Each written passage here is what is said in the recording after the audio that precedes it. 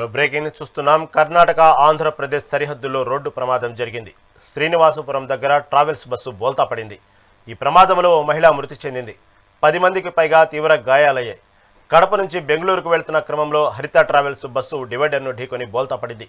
ఈ ప్రమాదంలో మృతురాలు ప్రొద్దుటూరుకు చెందిన అనితగా గుర్తించారు. క్షతగాత్రులను వివిధ ఆసుపత్రులకు తరలించారు. ఘటనపై కేసు నమోదు చేసిన పోలీసులు దర్యాప్తు చేపట్టారు.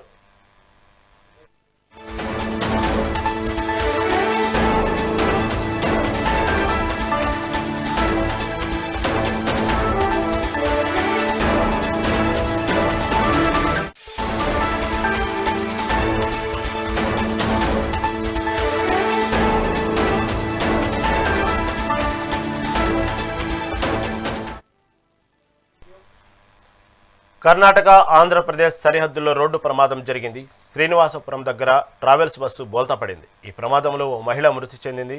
15 మందికి పైగా తీవ్ర గాయాలయ్యాయి. కడప నుంచి బెంగళూరుకు వెళ్తున్న క్రమంలో హరిత ట్రావెల్స్ బస్సు డివైడర్ను ఢీకొని బోల్తా పడింది. ఈ ప్రమాదంలోని మృతురాలు ప్రొద్దుటూరుకు చెందిన అనితగా గుర్తించారు. క్షతగాత్రులను వివిధ ఆసుపత్రులకు తరలించారు. ఘటనపై కేసు నమోదు చేసిన పోలీసులు దర్యాప్తు చేపట్టారు.